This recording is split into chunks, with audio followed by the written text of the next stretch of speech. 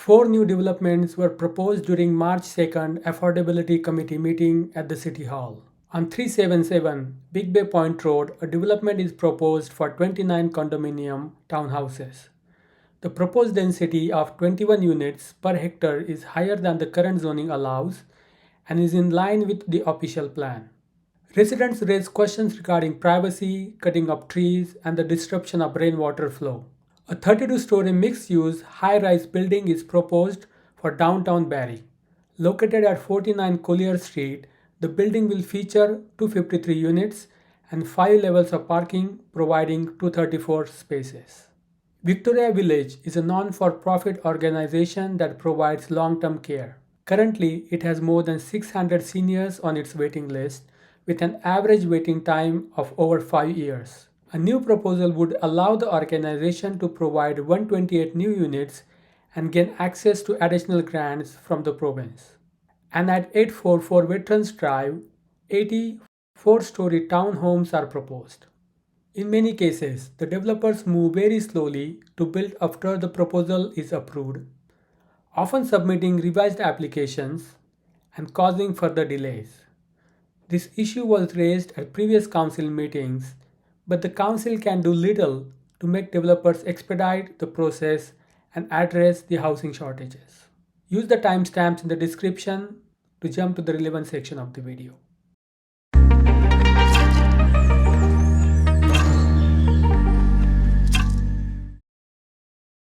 Take a moment, get your slide where you need it to be, and we're ready to go. Okay, thank you. Thank you. Camera on. All right, so good evening. My name is Brandy Clement, and I am with the Jones Consulting Group. I am here on behalf of our client who owns the lands at 377 Big Bay Point Road to discuss applications that we have submitted to the city. We also have some members of our consulting team with us this evening in case there's any questions following the presentation from either the public or council. So the site itself is located along Big Bay Point Road. It's between Loon Avenue to the west and Ward Drive to the east. It's approximately 0.57 hectares in size. Frontage along Big Bay Point Road is 51 meters, and the depth of the property is approximately 110 meters. It currently contains a one-story single detached dwelling, and this was previously used as a daycare facility. Next slide, please. Thank you. The lands are surrounded by a variety of uses. This includes a secondary school as well as an elementary school to the west. There's also a commercial plaza to the west. There's a fire station to the west. Directly adjacent to the lands on the north side, there is a medium density residential development. And then directly adjacent to the west, south, and east sides, there are single detached dwellings. Next slide, please. The proposed development is for 29 condominium townhouses. This is within 4 blocks on a plan of subdivision. So the illustration on the top of this slide is the plan of subdivision that we have submitted, and the illustration on the bottom of the slide is the concept plan. There are 17 townhouse units that are proposed. These are proposed for blocks 1, 2, and 3 on the subdivision. Block 4, which is the block at the back of the plan or the south of the plan, will house 3 semi-detached duplex structures. So each structure itself will have 4 units in it for a total of 12 units. So again, a total of 29 condominium townhouse units. Block 5 in the middle of the plan includes the private roadway, the amenity space, as well as the visitor parking spaces. The proposal is for 2 parking spaces to be provided per unit, 1 for the garage and 1 for the driveway, as well as 11 visitor parking spaces. Next slide, please. So these renderings show the townhouses in their preliminary design. There will be a mix of materials such as stone and stucco on the facades. There are small balconies that are proposed along the front of the units facing internally into the private roadway. The units will all have garages. The dwellings are no more than 2 stories in height. And the end units that are facing Big Bay Point Road have an upgraded facade that will be provided, and this will be facing the street. Next slide, please. So the applications that have been submitted to the city include a zoning bylaw amendment application. This is proposed to rezone the land to the RM2 special provision zone. The second application is a plan of subdivision application. The intent of the plan of subdivision applications to create the blocks on the plan of subdivision that were illustrated previously so that a condominium can be created at a later date. So we're simply establishing the housing tenure later on the lands. And site plan control application will be required at a later date in the future. Next slide, please. Generally, in my opinion, the proposed development conforms with the A Place to Grow growth plan. It's consistent with the provincial policy statement. I have outlined some policies on this slide that I won't go into great detail with. I have discussed these certainly in detail and in more depth in the planning justification report that was submitted with the applications. Next slide, please. So the current and in effect City of Barrie official plan, which is on the left side of the slide, designates these lands as residential. This does permit all forms of housing and tenure. Medium density residential development, which does include townhouses, is permitted at a density of no more than 53 units per net hectare. In the adopted city's official plan, which is the illustration on the right side of the slide, the lands are designated neighborhood area. This permits all forms of residential uses. Lands are further identified as being within the built-up area, which encourages a substantial portion of new development in the form of medium density housing. And density targets are encouraged at a minimum of 50 units per hectare. An official plan amendment is not required for the proposed development. Next slide, please. The lands are currently zoned RM2 Special Provision 362 in the city zoning bylaw. The Special Provision 362 relates to the lands themselves, and it identifies that they should be used for no other purpose than for a childcare center, and that a single detached unit is to be provided on the property or is permitted on the property with front yard parking. This current zoning exception recognizes the use that was currently on the property. There was a zoning amendment many years ago on these lands for this purpose. The underlying zoning remained, though, at the RM2 zoning, and this RM2 zoning does permit block, cluster, street, or stacked townhouses in the zoning bylaw. Next slide, please. The zoning bylaw amendment that has been submitted to the city will zone the lands RM2 special provision. This will permit the proposed land uses with varied development standards. So we're proposing to keep the same underlying zoning as is there today, the RM2 zone.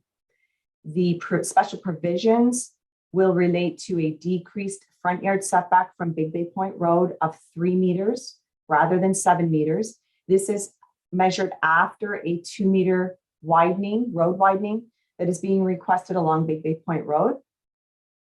We're also requesting approval for parking the cars tandem for each unit on the site, so one behind the other. We're requesting a density of 51 units per net hectare, where the current official plan allows up to 53 units per hectare. The adopted official plan encourages a minimum of 50 units per hectare, but the zoning bylaw permits only 40 units per net hectare. Next slide, please. So just to touch briefly on engineering matters. Regarding drainage, on-site storm sewer system with an oil grid separator is proposed along with an infiltration gallery. This accommodates the 100-year event, and on-site storage will limit flows from leaving the site. This connection is proposed to existing infrastructure, which is in an existing easement out to Loon Avenue. Regarding grading, further to public input during our community ward meeting that was held, a tiered retaining wall is proposed in the southeast corner of the site, with both walls each being less than 1.8 meters in height. There's also a small retaining wall in the southwest corner of the site, which is less than 2 meters in height.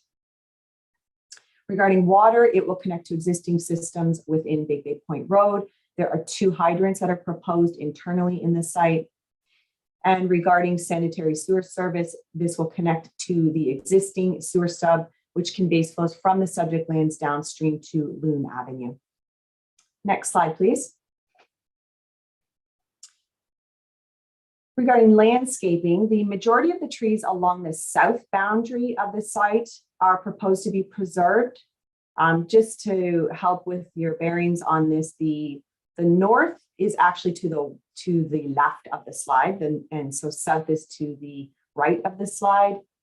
The up is the east, and then down is west. So it's skewed a little bit differently than normally you would see. Currently, we're proposing that the majority of the trees along the west and the east side of the lands will be removed. We have been reviewing trees as of late along the western side of the site to see if there is some that can be retained. This does require some further review. The tiered retaining walls in the southeast corner of the site will have landscaping between the walls as well as on top of the walls where available, which will soften the effect. And there is an enhanced planting plan that is proposed along Big Bay Point Road for aesthetic purposes. Next slide, please. Regarding traffic, there is a right-in, right-out access that is proposed from Big Bay Point Road. The traffic impact study that was prepared concluded that the operations along Big Bay Point Road meet typical design limits. Site distance at the access exceeds the minimum safety and operational requirements. And there was also a fire truck and garbage truck movement analysis completed for the site and concluded that they can maneuver through the site with no issues. And the last slide, please. So in conclusion, the proposed applications conform with the policies of the A Place to Grow growth plan. They are consistent with the provincial policy statement and conform to the City of Barrie official plan. The applications facilitate residential units on a site that's within the settlement of the city. They're within the built up area and they're in an area that's identified by the city for development. Development is compatible with the character, the form, and the planned function of the surrounding neighborhood. The lands are currently disturbed. There's no natural heritage features on the lands. The development will make use of available public transit, which is nearby, as well as existing infrastructure in the area, while generating a variety of housing availability for existing and future residents.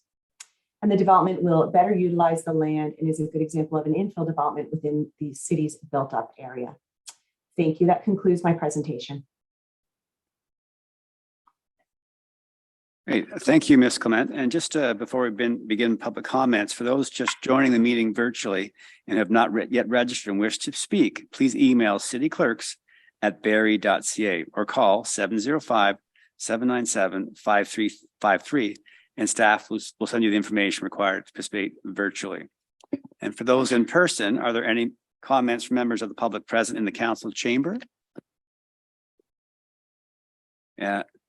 So if there are, please approach the podium and begin by stating your first and last name and your address for the record. Hello, I'm Judy Beck and I live at 74 Ward Drive, and I'm just here to find out about the last proposal there. I was, of course, been here for 27 years looking over all those beautiful trees, and I was just wondering when Ms. Clement said no natural heritage features, I'm just wondering if a 150-year-old tree is considered to be that.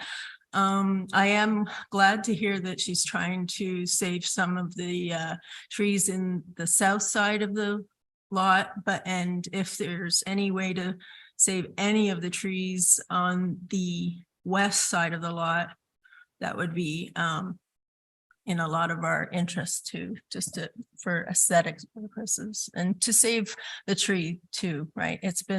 They're very beautiful trees. Also for drainage, I was talking to a tree expert too, so there's a lot of reasons. I know you're proposing 1.8, they're proposing 1.8 high retaining wall. That does concern us in the back. How will that affect our properties when it's 1.8 and then they start building on top of that? And so our fences it's going to be above our fence line, the retaining wall, and then they're going to start to build. So those two things are our biggest concerns. And if there's any way to change it, that would be great. Thank you. Ms. Beck, thank you for your comments. Is there anybody else? Good, thank you. Again, first and last name and address, and thank you. Good evening. My name's Diane Lamb. I live at 21 Loon Avenue. Thank you for giving us this opportunity to talk. So I live at Loon Avenue with my partner, David Harvey. He's going to talk as well. My home backs onto the subject property, the development property. I've got three concerns about the development. One was about the trees, which maybe has been addressed. Thank you to Sergio and the developers and the consulting group for your hard work, maybe for finding a way to save the trees. I'm appreciative of that. My second concern is drainage. Currently, the land slopes downwards on both sides of Big Bay Point Road, slopes down to the north and slopes down to the south. Loon Avenue is on the south side of Big Bay Point Road. Presently, all rainwater drains naturally downwards to the north and south of Big Bay Point Road. And I had photo number 1, that's across the street from my house, and you can see a very slight but definite slope. There's a pond at the bottom of this slight slope where Loon curves around to the west. I'm assuming it's a catchment pond. So if I could have photo number 2. So that's the bottom of Loon, and the pond is on the left-hand side. It's got a fence around it. So I'm assuming it's a catchment pond. I'm not sure. The plan for the development is to raise the level of the land up so the rainwater drains not in the natural southward direction, but the opposite, northward onto Big Bay Point Road. And I've got 2 worries about this. By building up the subject property higher than the surrounding properties, there'll be flooding in our backyards and basement. I know there's a report or a study or plans to stop this happening, but I still worry about it. My second worry about the building up of the land, I believe there's height restrictions in place on new buildings measured from ground level. By raising up the subject land, it makes the houses even higher still, making that height restriction rule useless in this case. Could the plans be changed to not build up the land, let the flow of rainwater keep its natural course, and have a catchment pond at the south end of the property instead of the stacked apartment style buildings? Brandy called them semi-detached duplexes. And I had photo number 3 for that, but it was just a picture of the plans. On the right-hand side, I was hoping maybe they could put a catchment pond there instead of those buildings, so you could keep the natural slope of the land. My third concern There's no floor plans yet for any of the townhouses, and I wondered how all the living areas were going to fit into these houses. So I'm worried that even though it's planned that they're going to be 2 stories, which is great, they'll end up being 3-story in order to fit all the living areas into the houses. Logan, the planner, city planner, said that that wouldn't happen, but I just wanted this concern on record. To conclude, I'm a senior living on a fixed income. I scrimped and saved all my life to be able to own my own home. I've been there 12 years.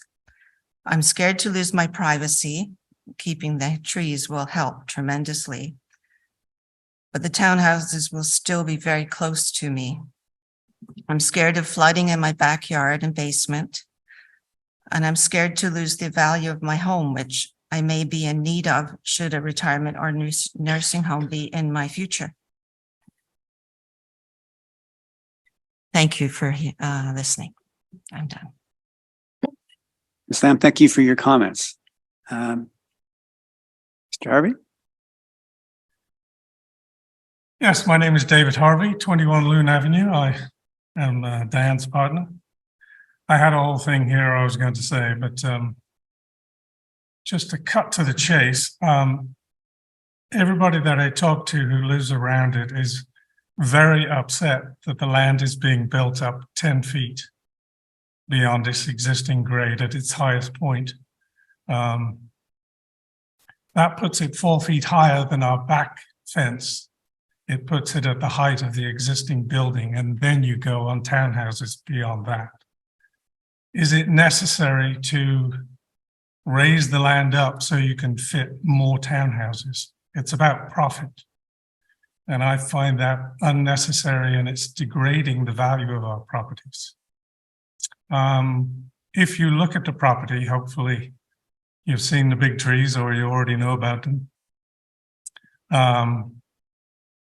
If this thing was designed as it could be, or I think it could be, at least the trees along the west side, which are obviously of more interest to Diane and I along Loon Avenue.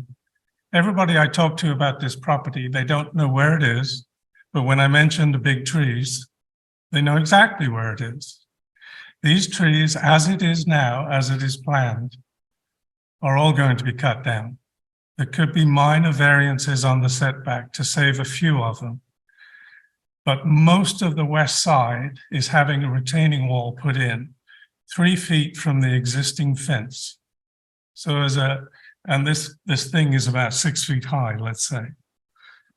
There's a little channel between the fence and this retaining wall that is being used to get this thing up. You cannot possibly save any trees in that area. So let's just say the trees are going to be cut down.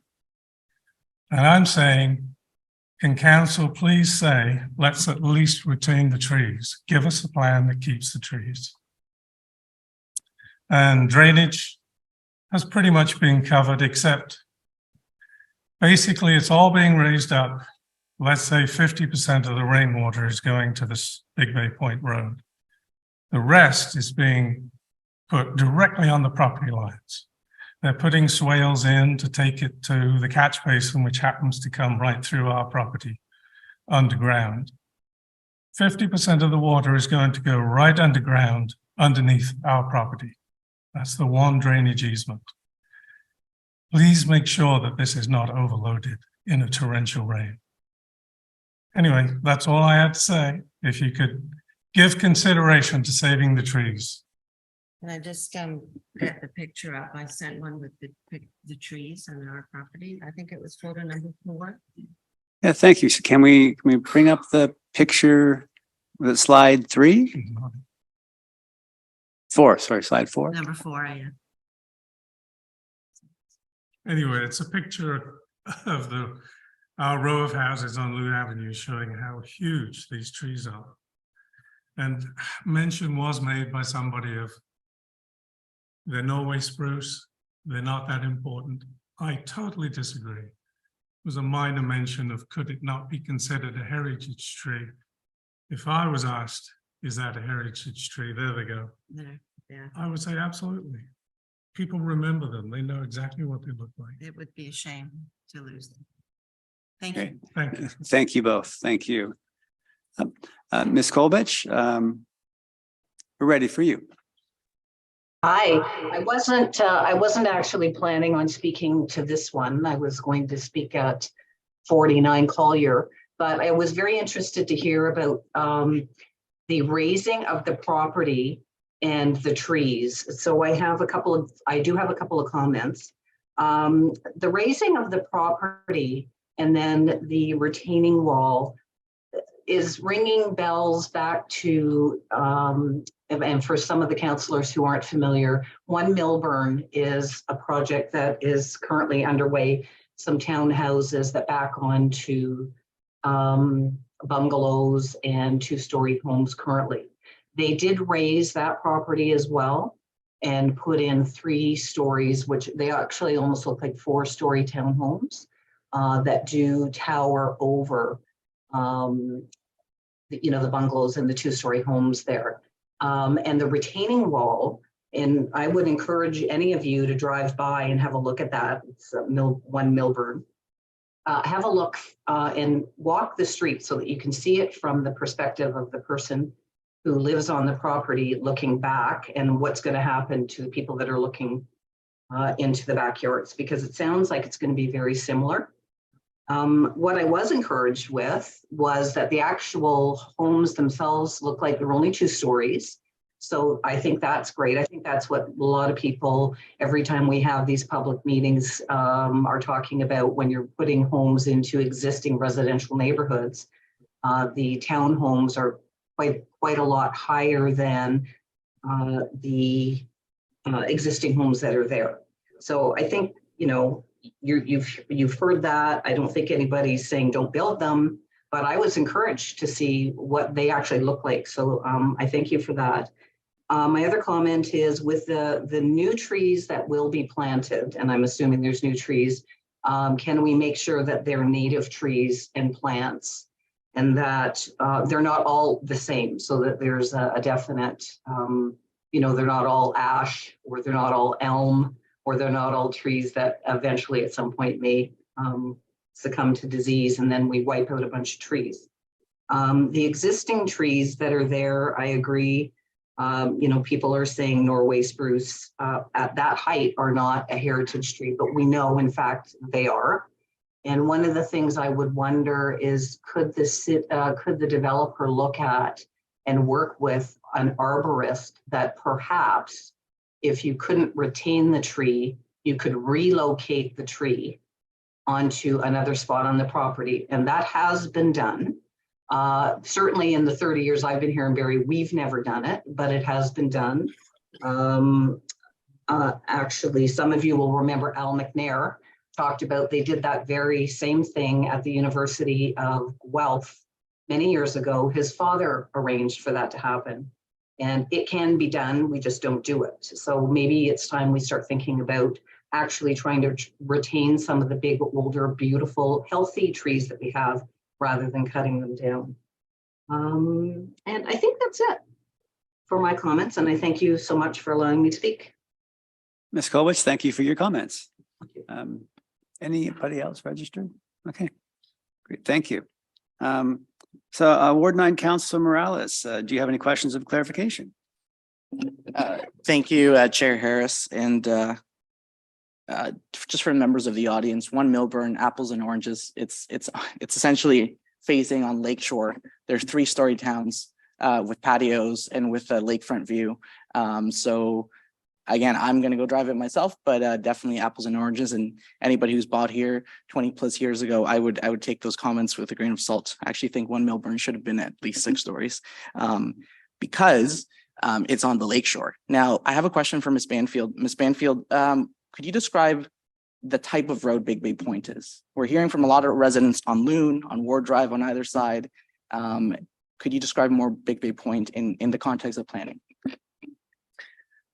Through you, Chair Harris, to Councillor Morales, there's like something really going on. It sounds a tiny bit more exciting than maybe than our public meeting. But roads are classified across the city in different ways based on the scale of traffic they're supposed to support. And so Big Bay Point Road is considered an arterial road, which is one of the roads that this tends to be a little bit wider, a little bit more heavily trafficked and traveled, which is a little bit different than a local road that a lot of like Loon, for example, is a local road. Okay, perfect. And some of the comments, Ms. Lamb, Mr. Lamb, Ms. Beck, I'm even here looking at on Apple Maps, and the drainage thing hits home. Ward 9, this area of Barrie has been known for years to be very wet. Some pumps are running 24/7, if not close to that. And Ms. Beck, I share your concerns. I can see that you have a shed right at that fence line. So any issues with drainage that might occur, obviously are affecting the structure of sheds all along Ward and Loon Avenue. So could you, in a little bit more layman terms, could you explain to members of the audience what kind of studies the applicant has to do, right? They're posted online. What do they mean? And how can they have surety that they're not going to have drainage issues? Like what standard of responsibility do applicants have to have for things such as drainage when they're building infill projects around existing neighborhoods? Through you, Chair Harris, to Councilor Morales. So I'm going to answer your question twofold. So the basic requirement is that pre and post development flows have to be the same. So that means that if whatever the flow is now on the existing property, it cannot change with development. So there's different ways to capture flow, slow down the flow, but that's ultimately the basic requirement. But that can be done through different ways. And just a reminder, the public meeting is the time to hear the residents and the community concerns. So in this case, we have heard about drainage. So the applicant is hearing those concerns along with city staff, and we'll go back and take a look at this drainage issue. In terms of the numbers of studies that need to be submitted, there's what we call a functional servicing report that takes a look at kind of an initial like servicing the property, but as well as a lot of hydrogeological work that is like stormwater management. Those are some of the terms you'll hear of the reports that kind of look at existing grading versus proposed grading. But again, hearing these concerns, we're not only myself and staff, but also the applicant will go back and take a look at all of those reports again to see if there's improvements that can be made. Okay, perfect. And again, I know this area is not as bad as some of the homes near Shalom Way of South End Barrie, but some pumps running 24/7 and drainage issues are very real. Ms. Lamb had another excellent feedback on floor plans. Now, I know the answer. Applicants don't need to provide floor plans at this stage because this is the beginning of a process. So by the way, I know there were some comments in the media. This has been, and I'll just confirm with a quick yes, has this property been in pre-consultation since about 2019, 2020, and has been with the initial community meeting finally around 2021. Is that correct, Ms. Banfield? Through you, Chair Harris, to Councilor Morales. Yes, that's correct. Perfect. So, and this is the first public meeting, at which point it's going to go back to staff for an undetermined period of time.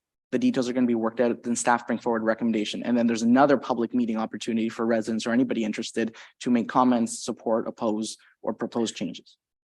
Through you, Chair Harris, to Councilor Morales. So planning department does a neighborhood meeting, which is before the application. So that's not required. It's just a City of Barrie thing that we do. This is the statutory public meeting that's required under the Planning Act. Any planning decision, though, is always made in the public forum. When it comes time to bring a recommendation report back to council, it'll go back to general committee, which again is out in the public. Anybody that's signed up and has given us their address, email address, will say, hey, this is going back to planning or to general committee.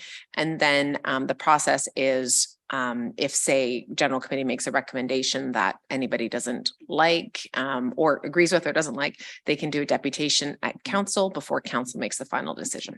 Perfect. And what I'm getting to that is while it seems logical that they would provide floor plans, especially if they're already having renderings, they're not required to at this stage. It's not an elusive thing. It's not a bait and switch. It's not something that city can require. However, I like Ms. Lamb's question because it's not so much to snoop where the kitchen's going to go, where the stairs are going to go, but it's to give context as to how it's going to be a unit. And I actually agree with Ms. Lamb a lot. I haven't yet seen a 2-story townhouse with a 4.5 frontage. I've a 4.5 meter width in the front. I've seen 4.5 meter townhouses with 3 stories. I've seen them as low as 4.2. Usually your old townhouses you would see on Gadwell Drake, they're about 6.5 a type. So I understand where the curiosity comes from. And I guess the question to you, Ms. Banfield, is how can we keep the trust of the public that goes, wait a second, that's concerning. That's not a type of unit that's in the market, and still balance, I guess, the rights of the applicant to provide the information at the stage that they need to. Through you, Chair Harris, to Council Morales. While there are certainly requirements for us to all consider a planning application, many applicants will go above and beyond that. So even if, so again, we're hearing tonight that the site plan or the floor plan is a concern, and while they may not be finalized because, you know, obviously planning is a process and you go through the process and the zoning is just the first process, we can certainly ask the applicant to see if they've got preliminary floor plans to share. They may or may not, or they may a little bit later stage, but we can certainly ask that. Okay, perfect. This application actually reminds me a lot of the one on Arda by, again, I looked it up on Google Maps. It's a T, the one on Blake Street in Ward 1 from 2012. So it seems to follow a standard model. I'm not too much concerned about traffic. This was an active daycare for over a decade, and daycares are busy. So I'm not too much concerned about that. I know people were loud, people were yelling. I'm pretty sure, I remember Mayor Lehman actually had to cut off someone during the ARDA project and almost kick them out. So I really, I just want to take the time to thank the residents. I know this is stressful and this file has been ongoing for over 2.5 years. And I know people are thinking about it every day. So I want to commend at least the decorum. And I do want to commend the applicant as well. Preliminary discussions are that they heard the feedback loud and clear from both sides, Ward and Loon. They think there's a good solution for the west side, nothing set in stone. And Ms. Beck, your comments and just seeing the topography of the land there, if we can save something on along Ward Drive, absolutely we'll save it. Ms. Colbatch is correct on that, and these trees are, for the most part, viable. So here's a question to you, Ms. Banfield. There are a lot of type of urban design guidelines that I think just on the spot here could save us in feet and inches towards saving the trees. St. Catharines, I was in St. Catharines last year, and I'm kind of a planning nerd and decided to measure the driveways of infill projects. They are not 6.3 with curbs. They're around 5.8. That basically means that private driveway is less wide in St. Catharines. So it's less wide. So St. Catharines, and these are not projects that got approved yesterday. They have been around for a while. I know developers in town have shared with me that they've gone to the United States in Massachusetts, and they're also wider driveways. So at what point, Ms. Banfield, does planning staff balance the need between a different type of standard with roads and setbacks in order to achieve a goal, which is preserving the trees? Because 1 or 2 meters here might be a huge difference for residents. Through you, Chair Harris, to Council Morales. So again, typically what happens is the applicant will hear these questions, the feedback, they'll take a look at their site plan, and often they come back to us and they'll say, hey, City of Barrie, if I can reduce this standard, I can save this tree, and it really is an open dialogue. And, there's many reasons why applicants ask us to vary standards, and preserving trees is certainly one that I think is valid for sure. So we're open to it for sure, and it is a bit of a dialogue. So that might mean the final report might come back to you with maybe a shorter front yard or a shorter side yard or something like that, that gets identified just for the overall intent to preserve trees. Okay, perfect. Those are all my questions. Okay. Thank you, Councilor Morales, and thank you for those who commented. If anyone would like to submit written comments, you're asked to email Logan Jeffermans, planner in the Development Service Department at logan.jeffermans.barrie.ca. So at this point, we'll move on to our second public meeting. And again, a reminder, if members of the public participating virtually have not yet registered and wish to speak, please email cityclerks@barrie.ca or call 705-797-5353, and staff will send you the information required to participate. I will now call upon representatives from Michael Vaney from Weston Consulting to provide a presentation concerning the application for a zoning bylaw amendment for the lands known as 49 Collier Street. Welcome, Mr. Vaney. Good evening, members of the committee, those at home and those in the gallery and staff here this evening. So my name is Michael Vaney. I'm a associate with Weston Consulting. I'm also joined here by Andrew Shields, who is the project architect on this project. So I'm here to speak to you this evening about 49 Collier Street, which is actually consists of 6 separate parcels. So it's actually municipally addressed as 47, 49, 51 and 53 Collier, as well as 9 and 23 Owen Street. It's located at the southeast corner of Colliers and Owen. Next slide, please. So just briefly, before I get into the application, I just wanted to do a bit of a shout out to our consultant team that's put together a lot of effort into putting this application before you this evening. Many of the names on the screen you would likely know from within the Barrie area. Next slide, please. So in terms of area context, the site is, as I said, located at the southeast corner of Collier Street in Owen. It has a site frontage of about 41 meters on Collier Street and 68 meters along Owen. Ultimately, it has a site area of 2,500 square meters, or about 0.63 hectares. The picture on the screen is a bit old from the aerial photography. The site is currently vacant and all of the previous structures are no longer there. It's also abuts a laneway on both the east and southern sides of the property. The southern portion of the laneway is owned by the city of Barrie, while the one on the east side is privately owned by the neighboring property. Next slide, please. So just in terms of a quick policy context on this, as most of you know, planning in Ontario does follow a top-down approach and looks at provincial policy to guide development applications throughout the province. In this particular instance, there is the growth plan that we look to, which designates the central area of Barrie, or the downtown area, as an urban growth center.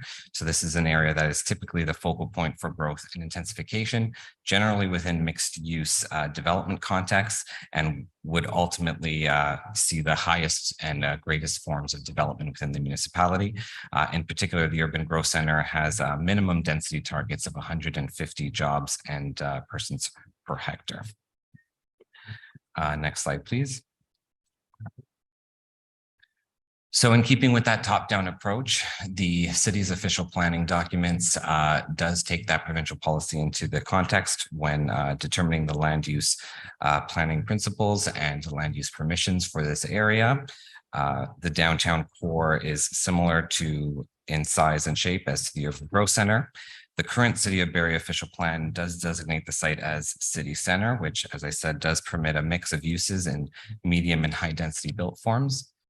The city's new official plan, which was approved back in February 2022, but not yet in force from approval by the ministry, designates the site as high density. So fairly similar to what the current official plan designations permits, and also permits a range of residential, institutional, and commercial land uses. Next slide, please. From a zoning perspective, the City of Barrie zoning bylaw 2009-141 zones the site as Central Area Commercial 2, or C1-2, which permits a mixture of commercial, institutional, and residential uses. The baseline zoning permits maximum building heights of 45 meters and maximum gross floor areas of 600% the lot area, so essentially a 6.0 FSI. I do want to mention, though, on the basis of this, site did was part of previous applications for a retirement home a number of years ago, which went through a rigorous site plan approvals process.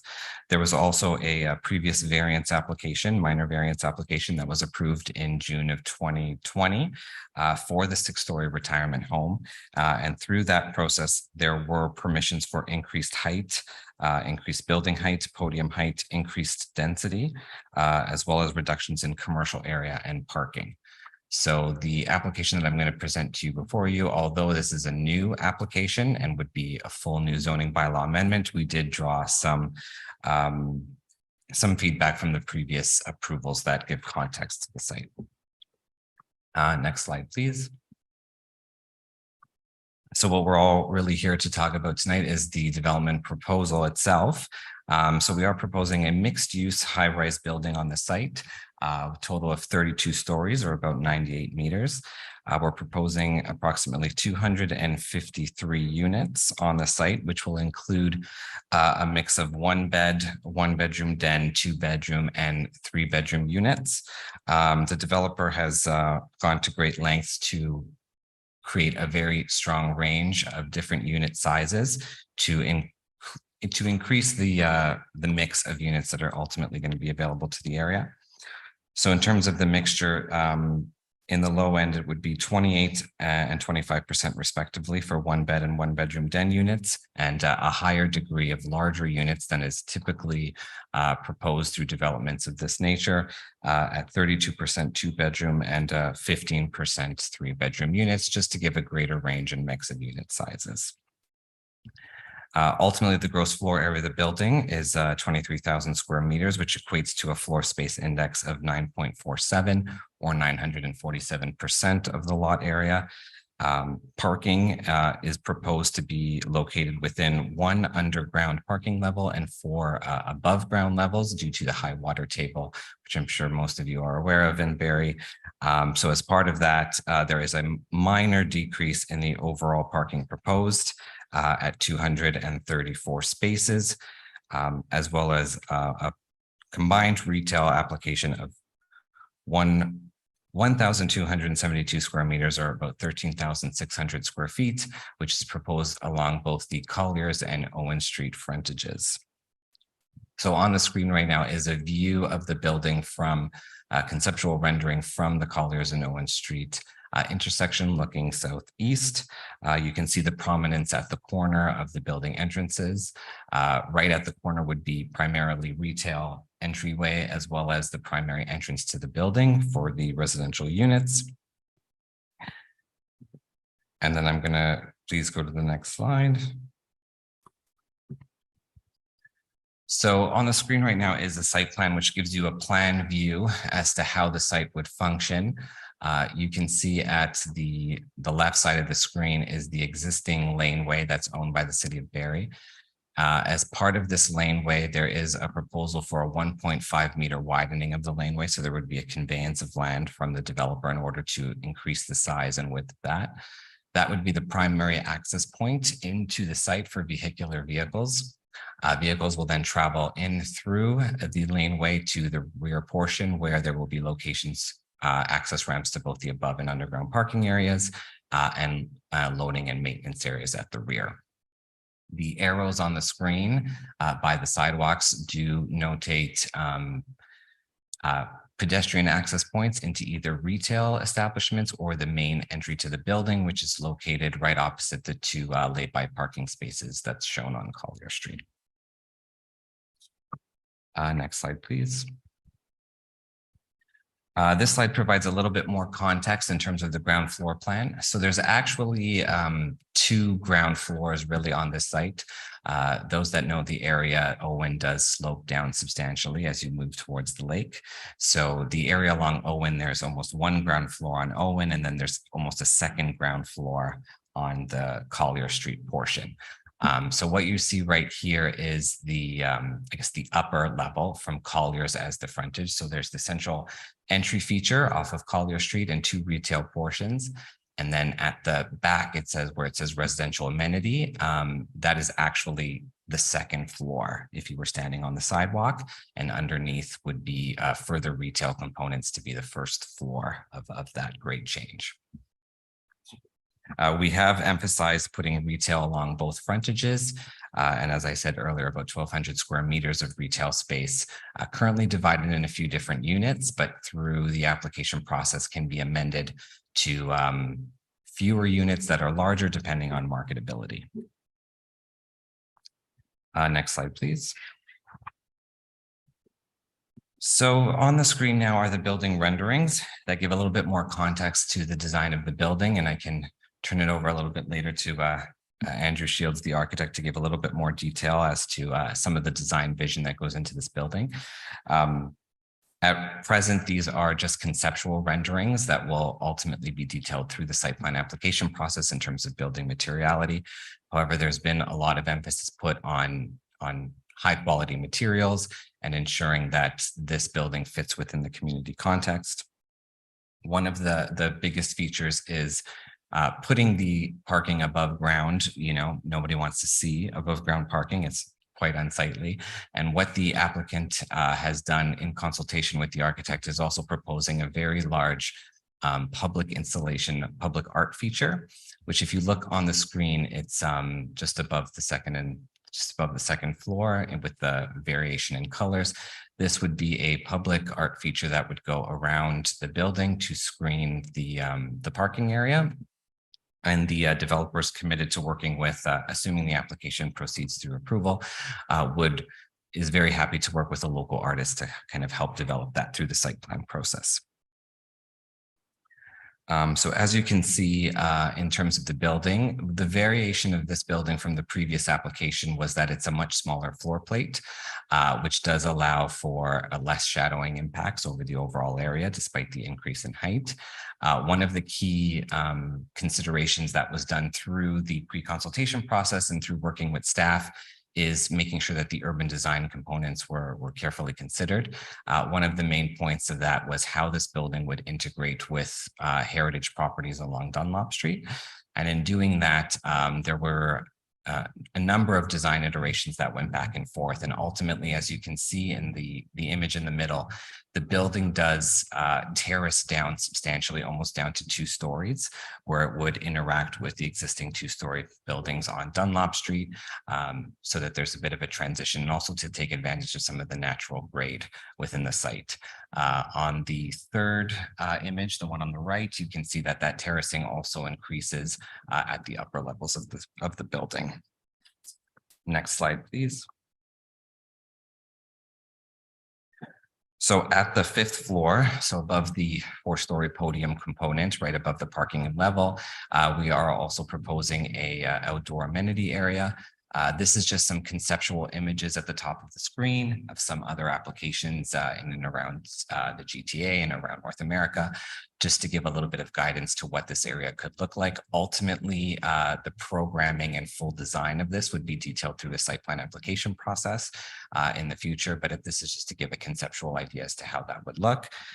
This space also opens into an internal amenity space as well. So there's an amenity space at the ground floor, and then there's this additional amenity space above for residents. Okay. Next slide, please. So in terms of the development applications, at present, there's been a submission for a zoning bylaw amendment application. The project does conform with the official plan, given its location within the urban growth center and in the downtown core. The development application before you does propose to maintain the existing C1-2 commercial area zone while adding site-specific exemptions for a number of elements that will help implement the building as proposed, as I just discussed. So one of that is to permit a maximum building height of 98 meters, which would allow for the 32-story building height.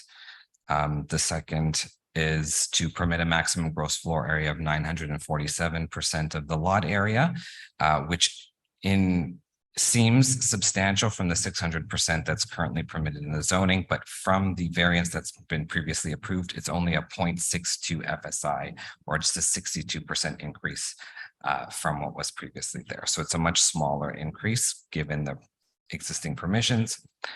As well, there is to permit a maximum podium height of 14 meters within 5 meters of the front lot line.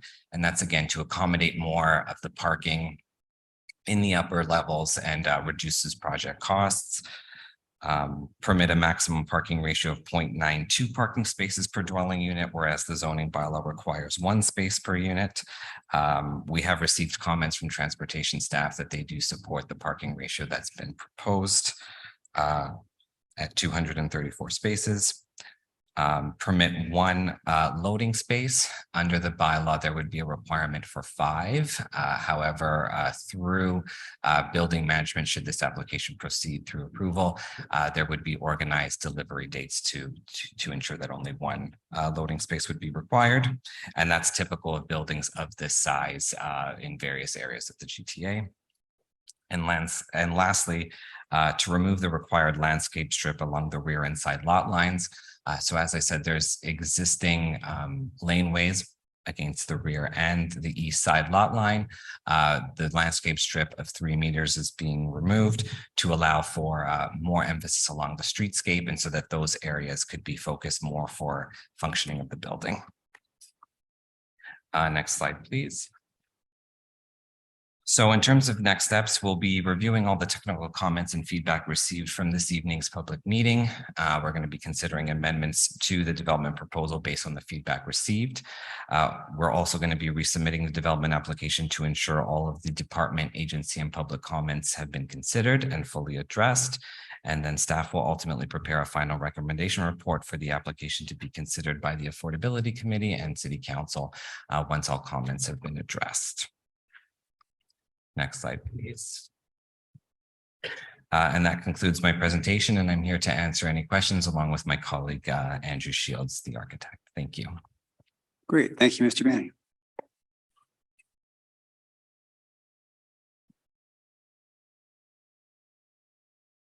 So now we'll welcome participation from anybody in chamber. So are there comments from members of the public present in the council chamber?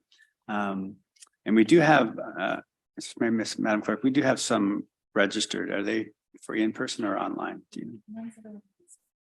Okay. Okay. Okay. It just takes a while. Okay. So if you're here to speak on this matter, please approach the podium. Begin by stating your first and last name and your address for the record. Thank you. So my name is Tracy Strom. I'm also known as Tracy Daniel Strom. I am the owner and resident at 117 Owen Street. I find this proposal not well planned for our city, but certainly well planned to receive the most financial benefit to the investors. Like many of our projects, I'm very worried that this will be flipped and flipped and flipped again and back to council again, as most of our downtown things have been, in order to, their purpose is to sell the proposal. 32 stories is very out of character for our downtown. I have a really big concern about, are our fire services equipped? And what's the ongoing training for what we call high ropes, high training for our ongoing firefighting staff. And I have no fire background, but I've looked it up. It's very expensive, folks. City of Toronto pays huge dollars, and so is Markham right now. There's a request for less than the required number of parking spaces. Now, I find this very confounding because there also is a request to add sort of family suites within this.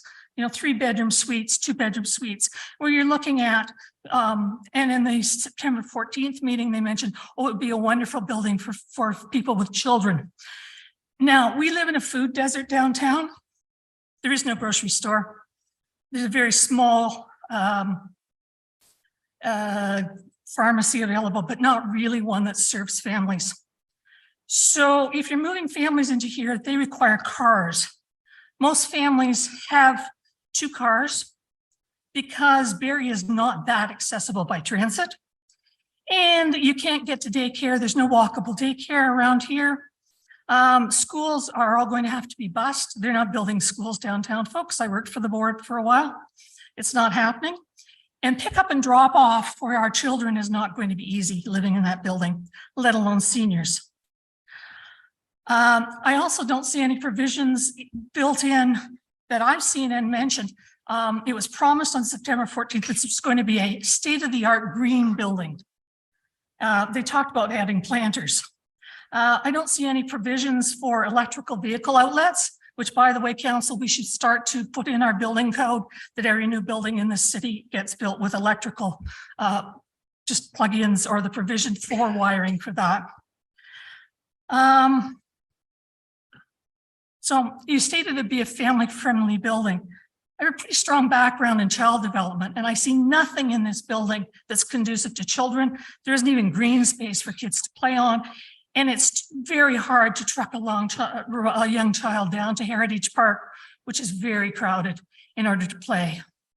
The entrance at the back of the building, I, as a older female, would feel unsafe going in and out there. But it's very interesting living downtown these days. There's no street view there. And my feeling is that the laneway is way too small, and especially given our snow loads. And I would really like to hear about, from our fire and ambulance people, about access to those buildings for an ambulance to get in and out, especially with only one loading space. If, you know, whoever and whatever is unloading. And the businesses are going to have to be, I don't know where they're unloading or bringing things in and out. It's probably going to be Collier Street, and won't that be fun with traffic? Excuse me just a second. I also don't see any provision as to, it's Barrie, where are we going to put our snowplow piles? And where's the drainage going for those piles down there? Our sewers in our neighborhood are old. I realize Dunlop was redone, but from Owen down Dunlop, that sewer is very old and very iffy as to whether it will hold. And is the developer going to pay for that $1 million upgrade? I know we're getting somewhere with the Sophia Street up further up. I'd hate to be saying to residents that our sewer's backing up, because now we have another 253 plus the commercial plus down below. This building's planned for developers of profits, but not to profit the residents of the city of Barrie. We're looking at asking for much more of our the footprint to be developed than I see is necessary in downtown. Thank you. Ms. Strong, thank you for your comments. Is there anybody else in the chamber wishing to speak? Yep. Yep, please. For the record, state your first and last name and your address. Thank you. Nick Rinaldi. I just found out about the meeting about an hour ago, just an hour before I came anyway. My name is Nick Rinaldi, I just said it, and I own Rinaldi, just on 58 Collier. Now, we've been there 24 years. And we bought the building, that building was built 1847. So when we moved in, we put a lot of money into to fix it, to remodel everything. So what I'm concerned about now is when they do the construction across from us, is what's going to happen to an old building like that. Another thing I'm concerned is that we had a nice view before. Now all of a sudden they're going to block us from that view. So I don't think that's fair, because we've been there a long time. So I don't think that's appropriate. You know, that's my, thank you. Mr. Rinaldi, thank you for your comments. Do we have any online? Sorry. Okay, thank you. Okay. Just as a reminder, I'll just note, if you're registered to speak for the public meeting, please raise your hand function or press number 9 on your phone to raise your hand, and press number 6 to unmute yourself. And I believe at this time we have Mr. Rob Tallis online. Mr. Tallis? Ms. Kovich, go ahead if you can hear me. Yeah, thank you. Thank you. So I did attend the earlier meeting, and I was a little bit surprised about the height of this building. However, since then, I do understand obviously that we need to, go higher density, and that's going to be approved, whether we like it or not. I like the idea of the stepping back of the way the building has been designed, so that from the Dunlop Street side, It does the stepping, which is what I know that the planning department has been looking at doing anywhere that there's sort of heritage and historic neighborhoods. So that's great. I'm really, what I was unsure about was, is this the building that initially is going to have rental units as well as purpose-built condos for people to purchase? And has that decision been made? Because one of the things, you know, we definitely need to do is make sure that there's affordable units and also accessible units. And by accessible units, I mean for people that perhaps are in wheelchairs. So units that maybe have lower counter space, wider doors. I'm not sure what those units will look like in the end, but we certainly need to start thinking outside the box, that not everything is identical. I'm happy to see that it's 1, 2, and 3-bedroom units, because that's what we need downtown for sure. In terms of retail space, I'm wondering if this could potentially be a building where a grocery store could go. So I know on your existing plans that you're showing, you've got retail space in a couple of different places, and maybe it's not large retail space, but is this somewhere that we could look at putting in a grocery store? Again, because we don't have one and everybody knows that it's an issue in the downtown core. So, you know, certainly maybe this is a building that we could do that. The other thing that's happening, I know in Toronto and other places, is a lot of these bigger buildings that are coming online and or in the process of being approved are looking at actually building into their commercial or retail spaces, daycares and schools. So, you know, is this anything that, you know, we could look at doing? And whether it's this building or any of the larger downtown buildings that are happening, because we certainly need to provide, you know, education, daycare, clinics, etc. So that's another thought here. And whether it's with this particular building or elsewhere. Parking, the parking, a little concerned about, because Barrie really isn't transit friendly. And I know we're trying to get there, but we're not. And people need to drive to get groceries. And a lot of people that live in Barrie work elsewhere. So a lot of families, especially, are 2-car families. So that would be my concern, is where, you know, where do people park if we don't have enough? On the historic side, I know there's a historic impact assessment that was done, and that's great. We had a look at that and talked briefly about this in our heritage meeting yesterday. I too had the same concerns, and I will raise them here. Although there is only one building in the immediate area or adjacent, being the Sanders Block building on Dunlop Street, you know, I would be concerned about on a going forward basis as construction moves ahead, what kind of damage those buildings might be seeing in terms of vibrations. And I think there might be a vibration study that will be done. But is there some way that we can reach out to all of the neighboring historic buildings, whether they are listed or designated or not, makes no difference. But as Mr. Rinaldi said, you know, his building was 1847. And there is going to be a lot of construction work done. You are going to be digging down to do underground parking and above ground parking, and whether you have to, and I know through design and planning now, you don't necessarily have to do pile driving, but if you have to do pile driving, there is going to be an issue for those historic buildings that front Dunlop Street all the way down to, you know, the Queen's Hotel down to Mulcaster and the buildings on the opposite side, because there are vibrations. And how do we mitigate that? So those, I think, are mainly my comments. I'm excited to see something happen downtown.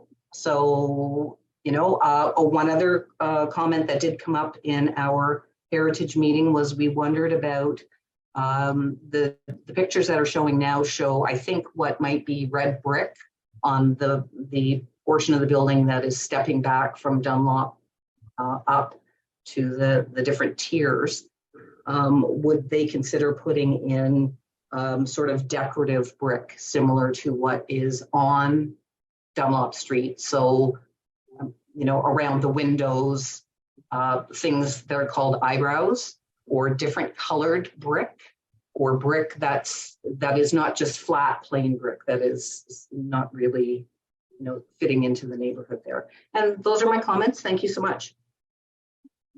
Ms. Kovach, thank you for your comments. Do we have Mr. Tallis? Yes, apologies. No questions or comments. Okay, thank you. So thank you for all those who have commented. If anyone has any further written comments, you can submit them to Jordan. Oh, pardon me. I apologize, Councillor Nixon. Do you have any questions of clarification? Word to Councillor Nixon. Thank you, Chair Harris. And thank you to the presenter, and also thank you to the citizens who made their deputations. They covered 2 or 3 of the questions that I was going to present. So I only have one quick one, which was just to confirm if the 253 units, 234 parking spots, whether that includes visitor parking and any parking that's been put aside for retail customers. That's the only question I had. Mr. Raffi? Thank you, Councillor Nixon. So the zoning bylaw in Barrie, it's just a standard rate for residential units and visitor units. They're blended together. So the requirement is 1 space per unit. We're proposing 0.92. We haven't fully determined what that differential would be of how many visitor per resident spaces. Typically, we try to increase the number of visitors to the maximum that would be required. Those that are buying a unit in the building or renting in the building, however the tenure ends up being, if there's no parking space, they're going to look for another unit in another building. But those that are coming to visit someone are always going to need a place to park. So we always try and make sure that the visitor parking is always at the highest that it can be.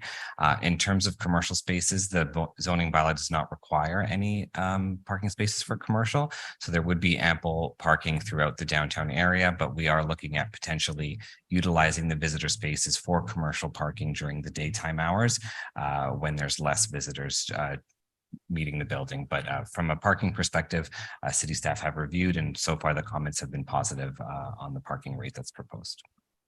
Thank you very much. And I just want to comment that I do appreciate the look of the red brick. I think it matches the look of the Dunlop Street buildings, and for the first 2 or 3 stories, I think it's a nice touch. And I like the idea that there's going to be retail in there as well. So other than that, thank you very much. Great. Thank you, Councillor Nixon, and thank you again to all those who provided comments.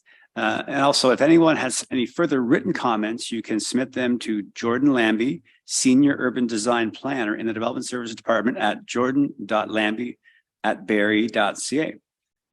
And that takes us to our 3rd public meeting. And again, if members of the public participating virtually have not yet registered and wish to speak, please email cityclerks@barrie.ca or call 705-797-5353. And staff will send you the information required to participate.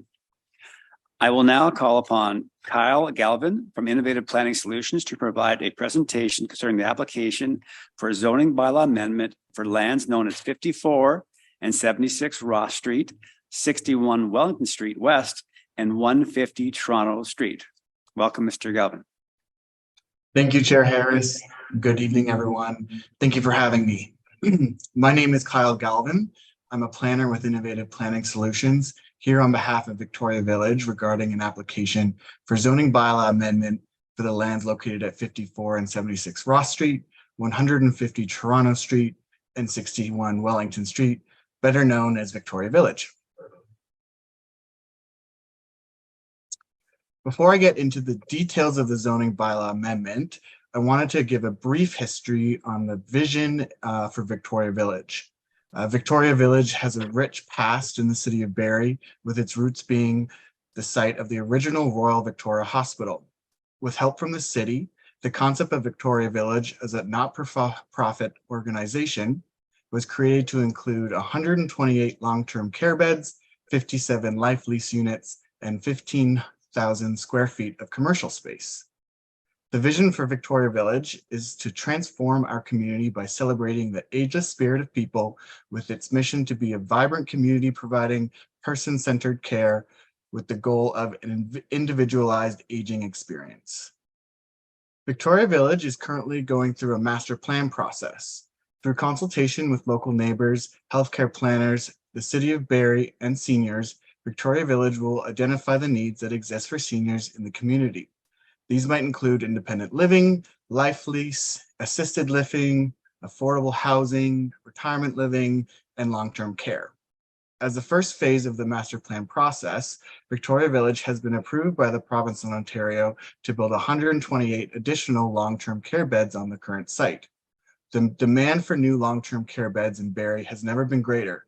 Victoria Village currently has more than 600 seniors on the waiting list, which translates to a waiting period of over 5 years. The rezoning application presents an important component of developing the entire master plan, even beyond the approved long-term care beds. The rezoning will enable Victoria Village to move through the additional grant applications easier. Having cohesive zoning on the site is a standard requirement for many of the application processes, and having zoning in place will enable Victoria Village to apply for additional grants to ultimately provide additional services to the community. Now onto the technical aspects of the zoning bylaw amendment. The subject lands are outlined with the red line on this slide. The site is comprised of 4 separate addresses, the details of which are provided on the left-hand side. Combined, they have a total approximate size of 0.56 hectares or 5,620 square meters. The lands possess 3 road frontages, including 71.8 meters of frontage onto Ross Street, a combined 123.4 meters of frontage onto Toronto Street, and 186.3 meters along Wellington Street, all of which are municipal roads. On site today is the existing Victoria Village building at 76 Ross Street. A parking lot is located on the Wellington Street property, and 150 Toronto Street and 54 Ross Street are vacant. Topography on the site slopes from north to south towards the waterfront. This slide shows the current land uses that surround the subject site.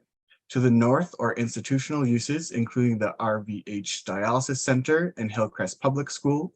There's also the Learning Jungle Maple Hill across Toronto Street at the corner of Toronto Street and Wellington Street. Queen's Park is located directly south across Ross Street, and there are also residential uses that surround the block to the east, west, northwest, and south. This slide illustrates the land use designation and zoning that currently applies to the subject lands. As shown on the left, the lands are designated as institutional in the city's official plan.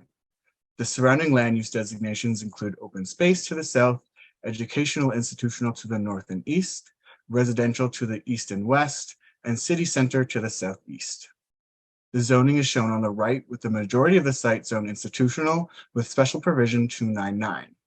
54 Ross Street is currently zoned institutional with no special provisions, and 150 Toronto Street is currently zoned residential multiple dwelling second density. The zoning bylaw amendment seeks to bring the subject site in alignment and would zone them all to the institutional zone with special provision 299. This would allow for the development of the vacant lots in the future and regulate the land to the zoning standards of the existing Victoria Village. The lands will remain as separate parcels at this time. However, zoning purposes will be considered one lot. This chart depicts the existing ISP 299 zoning provisions as well as the requested zoning standards. Uses presently permitted in the ISP 299 zone that are above what is generally permitted in the institutional zone include apartment dwellings, retail stores, offices, restaurants, financial establishments, personal service stores, and service stores. In addition to the uses already permitted, the amendment seeks to include low-rise residential uses into the zone. This will facilitate a good transition to neighboring low-rise buildings. The amendment will also seek minor amendments to the setbacks in order to ensure a good design that will fit with the local context and the existing Victoria Village. This slide shows the development concept for the potential development on the site. I should premise this by saying this is a very preliminary concept, which is subject to change based on continued consultation with the city, healthcare planners, and neighbors as the master plan is developed. The proposal contemplates a C-shaped building that frames Toronto Street. The building height is limited to the existing building height of Victoria Village. However, it is anticipated that only a portion of the building will use the maximum height. The tallest portion of the concept is located at the corner of Toronto Street and Wellington Street. The building then steps down as you move along Toronto Street towards Ross Street. Large green roof terraces are proposed, and the main access point to the proposed from Toronto Street with secondary access from Ross Street. This slide shows a list of studies and drawings that were part of the zoning bylaw amendment submission to the city. I won't go through them all, but they include civil engineering, traffic studies, planning justification, among others. In conclusion, the proposed zoning bylaw amendment is being sought to rezone the lands from its current disjointed zoning into alignment with the existing zoning for Victoria Village. This will bring the site into conformity with the official plan and allow for appropriate future growth within Barrie's built-up area.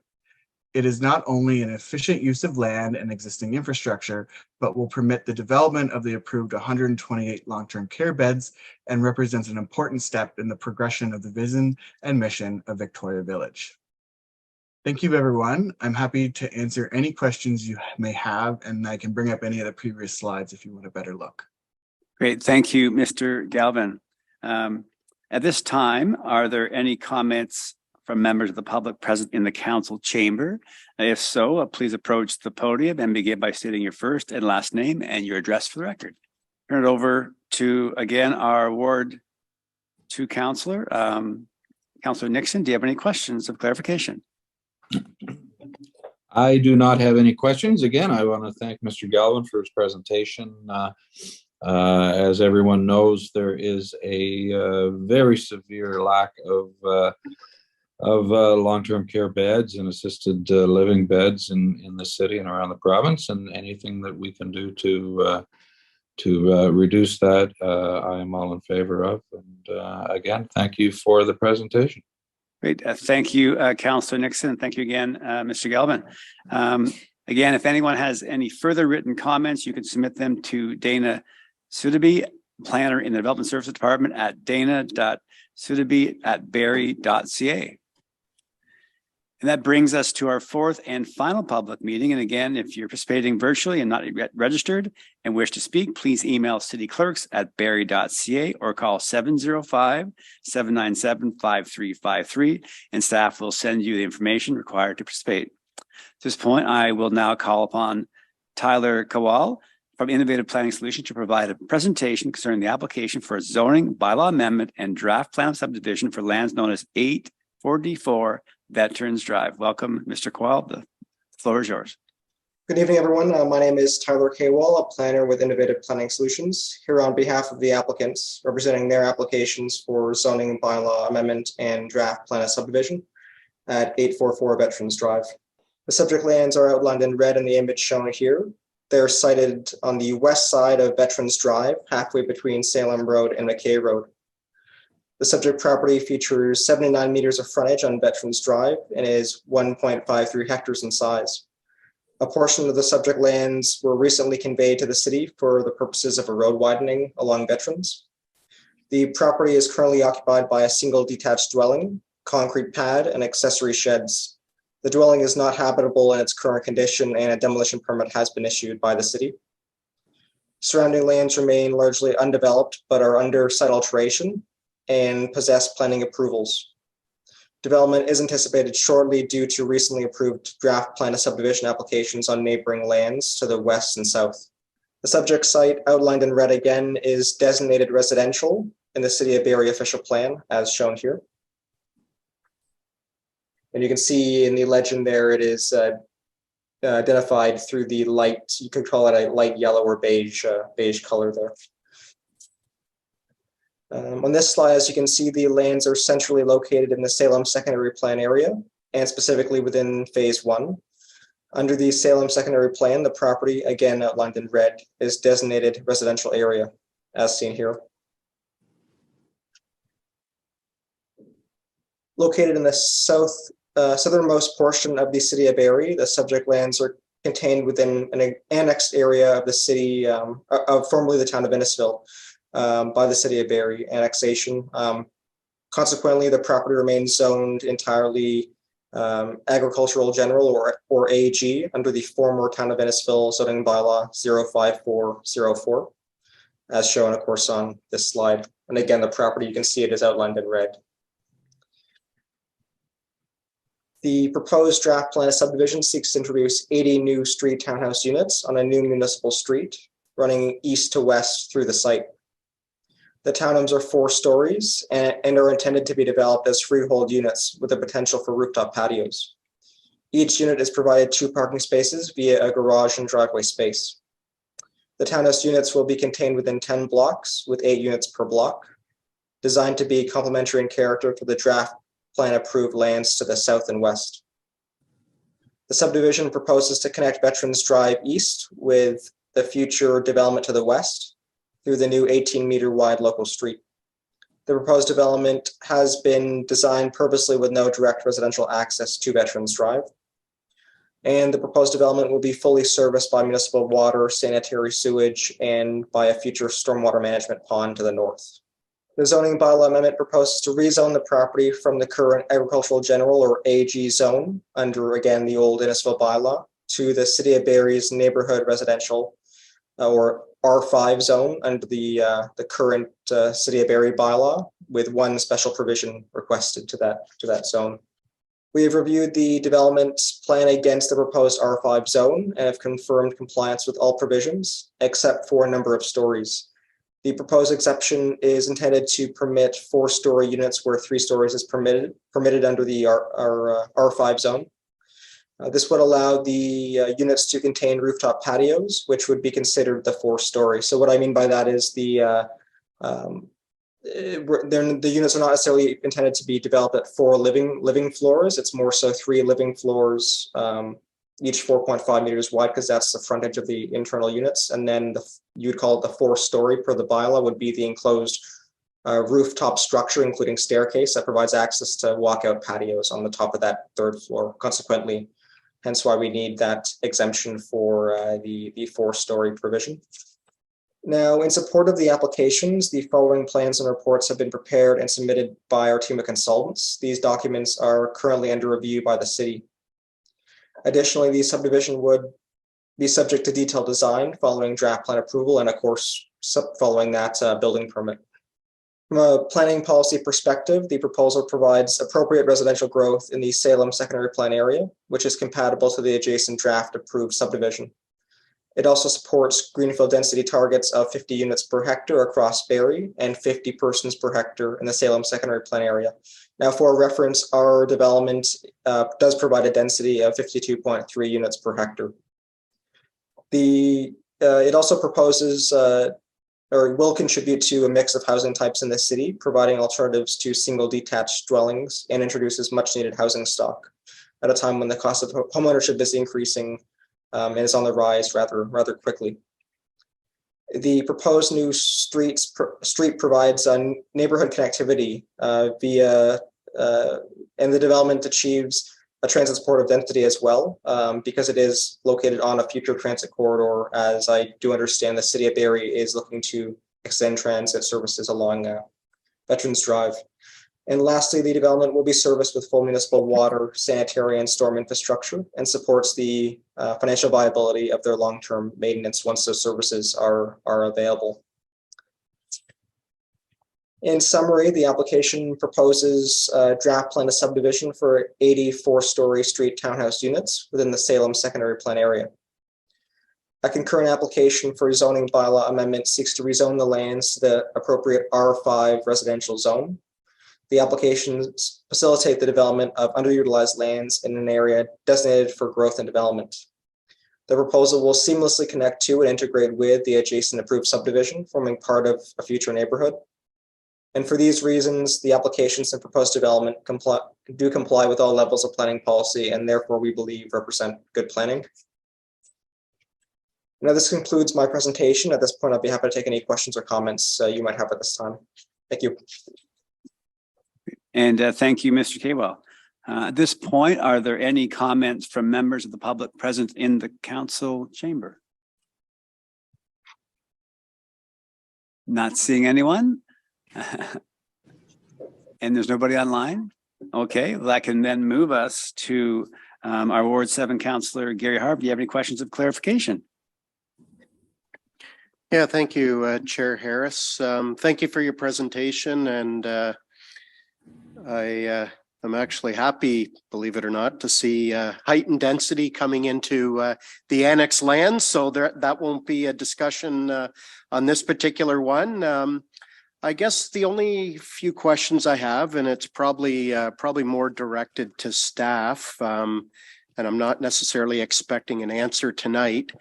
But obviously, these are a little bit narrower lots that we're seeing nowadays with these stretches of townhouses, with them being 4.5 meters, which obviously means that there's a lot more driveways in a shorter period of time. And with us being in a snow belt, I'm just wondering when it comes to like the boulevard in different places. And the reason I'm asking this is because obviously another area in my ward on Andine Lane has become an issue when it comes to snow removal, because there's actually nowhere for the snow to go, because there isn't that boulevard for it to go. And it's additional costs having to bring additional machinery in at times to remove that snow. So just wondering what the situation is that you anticipate moving forward on this one, so that way hopefully we don't recreate another Andine Lane. Through you, Chair Harris, to Councillor Harvey, this situation is a tiny bit different in that it is a bit more of a through street, but as you're seeing in your ward, things like on-street parking really do impact the ability to collect snow in, I'd say, quote unquote, the normal way. So we'll definitely take a look at this as it comes as one of the comments and report back as part of the recommendation report. Great, thank you. That's the only comment and concern that I had with this. Thank you. Thank you, Councillor Harvey. So that concludes comments. If anyone has any further written comments, you can submit them to Tyler Butler, Planner and Development Services Department at tyler.butler@barrie.ca. So I believe, Ms. Clerk, we have none of the other items, so we move to adjournment. The meeting, this concludes the Affordability Committee meeting. The meeting is adjourned. Thank you. That was the update from Affordability Committee meeting. Thank you for watching.